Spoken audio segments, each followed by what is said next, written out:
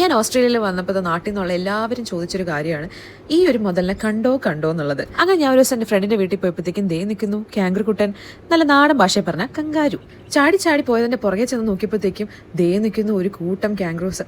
ഇതൊരു ഫോറസ്റ്റിൻ്റെ ഏരിയ പോലെയാണ് കേട്ടോ. അതുകൊണ്ടാണ് ഇവിടെ കൂടുതലായിട്ട് കാണുന്നത്. വേറെ സബർബ്സിലും സിറ്റിയിലൊന്നും അധികം അങ്ങനെ കണ്ടിട്ടില്ല. അങ്ങനെ കുറച്ച് നേരം ഇവരുടെ കൂടെ ഫോട്ടോസും വീഡിയോസും സെൽഫിയൊക്കെ എടുത്ത് നിന്നു.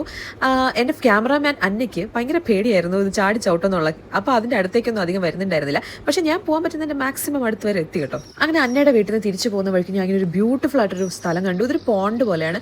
കുറേ വെറൈറ്റി ബേർഡ്സ് ഉണ്ടായിരുന്നു. ഡക്സ്, ഇങ്ങനത്തെ ബ്ലാക്ക് ഡക്കിനൊക്കെ ഞാൻ ആദ്യമായിട്ടാണ് കാണുന്നത്. ഇതൊരു സ്വാണാണോ എന്താണെന്ന് എനിക്ക് മനസ്സിലാവുന്നില്ല. നല്ല അടിപൊളി, എന്ത് ഭംഗിയല്ലേ.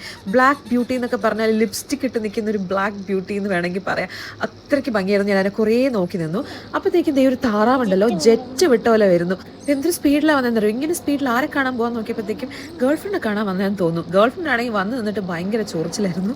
പിന്നെ അത് കഴിഞ്ഞിട്ട് ഞങ്ങൾ കുറച്ചൊരു ഫ്രണ്ടിലേക്ക് പോയപ്പോഴത്തേക്കും ഒരു കോഴിയാണ്, ഇതെന്ത് ജീവിയാണെന്നറിയില്ല, പക്ഷെ ഭയങ്കര കളർഫുൾ. ആ ഒരു കളർ കോമ്പിനേഷൻ എനിക്ക് ഭയങ്കര ഇഷ്ടപ്പെട്ടു. അത് കഴിഞ്ഞിട്ട് ഞാനും അന്നയും കൂടി എൻ്റെ വീട്ടിലേക്കാണ് വന്നത്. ഇന്ന് ഞങ്ങളിവിടെ ചെറിയൊരു ബോൺഫയർ സെറ്റ് ചെയ്യാനുള്ള പരിപാടിയാണ്. അങ്ങനെ എൻ്റെ ഹൗസ് മേറ്റ് വളരെ നാളുകൾ കൊണ്ട് ശേഖരിച്ച് വെച്ച തടിയും കരിയിലയും കമ്പുകളും എല്ലാം കൂടി ചേർത്തിട്ട് ഞങ്ങൾ ചെറിയൊരു ബോൺഫയർ സെറ്റ് ചെയ്തു. സ്റ്റാർട്ടേഴ്സ് ആയിട്ട് സ്പ്രിംഗ് റോളും ചിക്കൻ നഗറ്റ്സും ആണ്. പിന്നെ ഇത് നിങ്ങൾ വിചാരിക്കും വൈനാണ്, അല്ല, ഇത് വെറും കൊക്കക്കോളയാണ്.